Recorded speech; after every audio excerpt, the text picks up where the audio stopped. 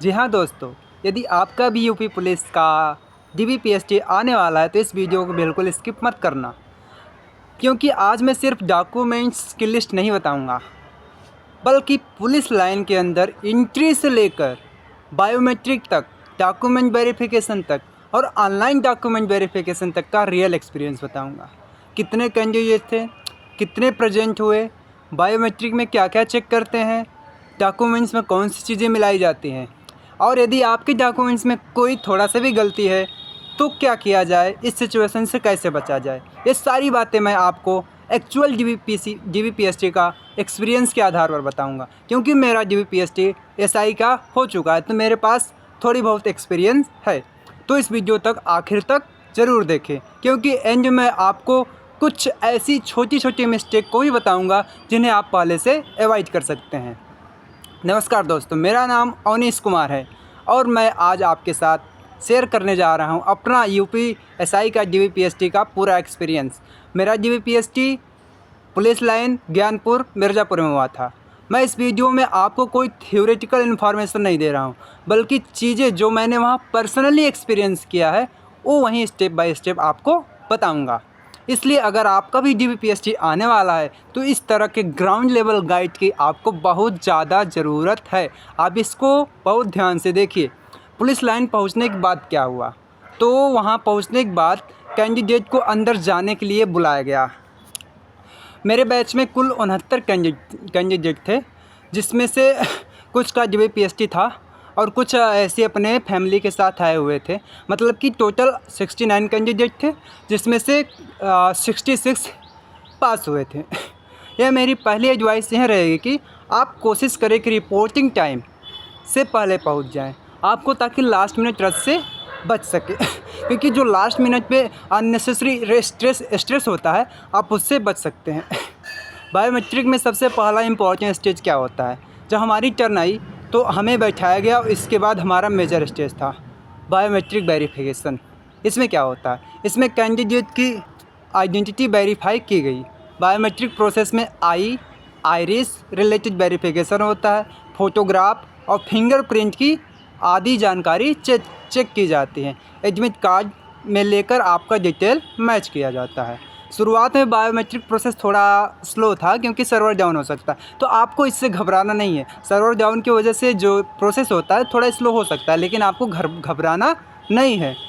लेकिन जैसे जैसे प्रोसेस आगे बढ़ता है तो जो सर्वर होता है अच्छे से काम करने लगता है और वह प्रोसेस आसानी से होने लगता है।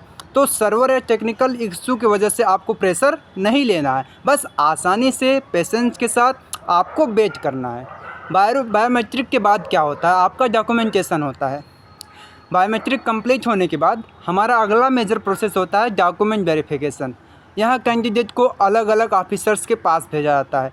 मेरे एक्सपीरियंस के अनुसार लगभग 6 ऑफिसर्स थे जिन्होंने मेरा डॉक्यूमेंट का वेरीफाई किया था। सबसे पहले हमें एक फ़ाइल दी गई जिसमें फिंगरप्रिंट, स्टाम्प्स आदि को प्रोसेस कराया गया।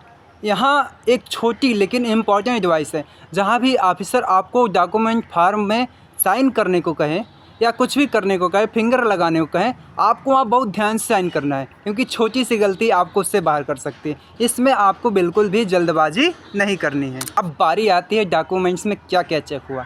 तो सबसे इम्पॉर्टेंट पार्ट, डॉक्यूमेंट्स में आखिर चेक क्या किया गया। तो सबसे पहले हमें हाई स्कूल की मार्कशीट मांगी गई, जिससे हमारा नाम, पिताजी का नाम, माताजी का नाम और हमारा सबसे ज़रूरी चीज़ डेट ऑफ बर्थ चेक किया गया। इसमें आपकी एक एक स्पेलिंग को चेक की जाती है, इसलिए आप जाने से पहले अपने हाई स्कूल की रिज़ल्ट के साथ सारी स्पेलिंग को मिला लें। अगर कोई भी थोड़ी सी भी गलती हो तो उसके लिए डरना नहीं है, आपको एफिडेविट बनवा लेना है, ठीक है। यदि इससे भी थोड़ा डिफरेंट है तो आपको चेक कर लेना बहुत ज़रूरी है। उसके बाद हमारा होता है बाकी सर्टिफिकेट, मतलब कि जो हमारा हाई स्कूल का होता है उससे तक केवल हमारे नाम, पिताजी का नाम, डेट ऑफ बर्थ चेक होता है।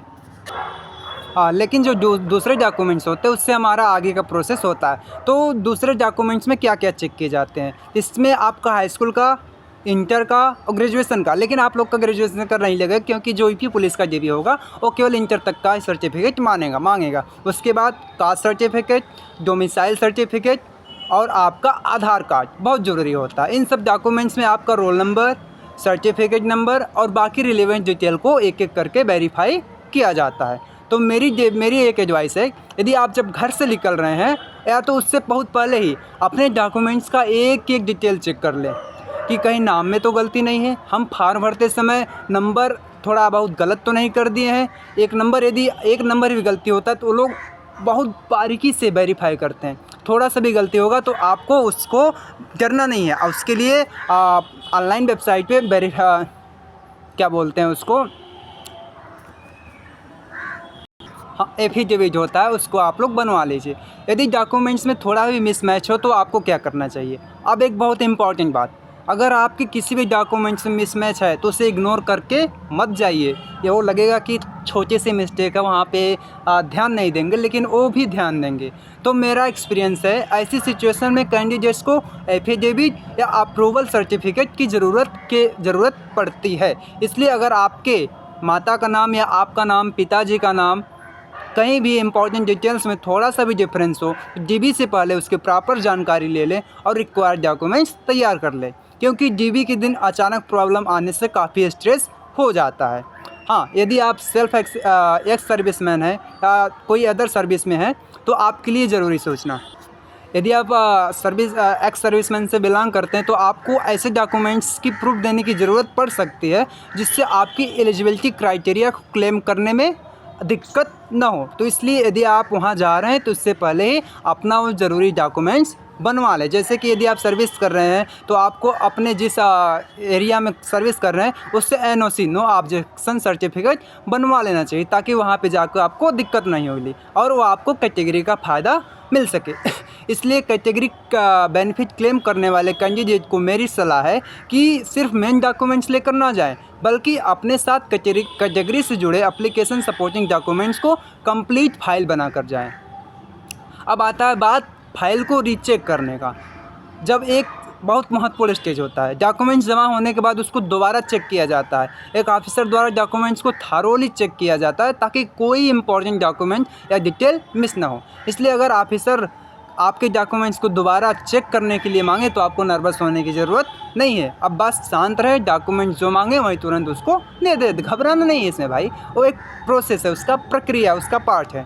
अब आता है ऑनलाइन वेरिफिकेशन। एक बार आपका फिजिकल डॉक्यूमेंट वेरिफिकेशन हो जाता है, उसके बाद ऑनलाइन वेरिफिकेशन किया जाता है, क्योंकि जो आपने डॉक्यूमेंट्स लिया क्या ऑनलाइन भी वही, तो इसलिए आपको भी ऑनलाइन डॉक्यूमेंट का वेरिफिकेशन कराना पड़ेगा। इसके प्रोसेस में एक इम्पॉर्टेंट चेंज होती है, आपके ओरिजिनल डॉक्यूमेंट्स और उनमें दी गई इम्पोर्टेंट का सही कंसिस्टेंट होना, मतलब कि जो आपने डॉक्यूमेंट्स वहाँ प्रोसीड किया है और जो आप डॉक्यूमेंट्स लेकर हैं दोनों का एकदम आराम से मैच हो रहा है कि नहीं हो रहा। इसलिए डीबीपीएसटी के जाने से पहले आप लोग अपने डॉक्यूमेंट्स का डिटेल आसानी से अच्छे तरीके से चेक करके जाएं। सबसे इम्पोर्टेंट मेरी 7 एडवाइस है, इसको आप लोग ध्यान से सुने। मैं आपको अपने एक्सपीरियंस से 7 छोटी लेकिन बहुत ज़रूरी इंपॉर्टेंट बातें बताना चाहती हूँ। पहला है, सभी ओरिजिनल डॉक्यूमेंट्स लेकर जाएं। ये मत सोचिए कि हम सबका फ़ोटोकॉपी ले जा रहे हैं तो ओरिजिनल डॉक्यूमेंट्स की क्या ज़रूरत है, लेकिन नहीं, वहाँ पे आपके ओरिजिनल डॉक्यूमेंट्स की ही ज़रूरत पड़ेगी। डॉक्यूमेंट्स को क्रम से लगा, जिस क्रम में दिया गया उसी क्रम में डॉक्यूमेंट्स का एक अच्छी फाइल बना लें, ताकि ऑफिसर जो डॉक्यूमेंट्स मांगे उसको हम आसानी से उसको दे सके हैं। फिर आता हमारा नेम और डेट ऑफ बर्थ ज़रूर चेक कर ले। अपना नाम और डेट ऑफ बर्थ बहुत ज़रूरी होता है। Caste certificate, high school marksheet से लेकर बाकी सर्टिफिकेट और आईडी से कंपेयर कर ले, सभी में मैच कर रहा है कि नहीं। चौथी बात, कैटेगरी डॉक्यूमेंट्स कभी नहीं भूले। यदि आप रिजर्वेशन का फ़ायदा लेना चाह रहे हैं या रिजर्वेशन कैटेगरी क्लेम करना चाहते हैं तो आपको ओरिजिनल कैटेगरी सर्टिफिकेट ले जाना है, जो फॉर्म भरते समय आपने उसमें भरा था, ताकि आपको उसका रिजर्वेशन का फ़ायदा मिल सके, अन्यथा आपको जनरल लिस्ट में काउंट कर लिया जाएगा। यदि मिस मैच है तो उसे पहले ही सॉल्व कर ले। अगर कोई डिस्क्रिपेंसी है, आपके डीबी से फॉर्म भरते समय गलती हो गई थी, आपने ध्यान नहीं दिया, तो उसको डीबी से पहले ही एप्लीकेशन करेक्शन फॉर्म में एफिडेविट बनवा के सही कर ले। रिपोर्टिंग टाइम से पहले पहुँचे, 6 जानकारी है। हमें लगता है कि अरे मेरे घर के पास है या तो ज़्यादा दूर नहीं है, मैं पहुंच जाऊंगा, लेकिन जो हमारा लास्ट समय का स्टेप होता है वो बहुत ज़रूरी होता है। तो हमें रिपोर्टिंग टाइम में बहुत पहले पहुंच जाना है, बहुत पहले नहीं पहुंचना, मतलब कि आधे 1 घंटे पहले पहुंच जाना, ताकि हम वहां से अंतिम समय से बच सके कि हमें अरे देर हो रहा है, मैं पैनिक हो जाऊँ, हमारा डॉक्यूमेंट्स इधर उधर हो गया, ये सब नहीं। इससे बचने के लिए हमें ज़रूरी होता है। और सबसे ज़रूरी बात, पैनिक मत करें। बायोमेट्रिक में सर्वर इशू हो सकता है, डॉक्यूमेंट्स में देरी हो सकती है, आपका डॉक्यूमेंट दोबारा चेक करने के लिए मांग सकते हैं, प्रोसेस हो सकता है। लेकिन इन सब चीज़ों को देख के नर्वस नहीं होना है। यदि आपका सब कुछ ठीक है तो आप अपनी बारी का शांति से इंतज़ार करिए और आप अपना अच्छे से दीजिए।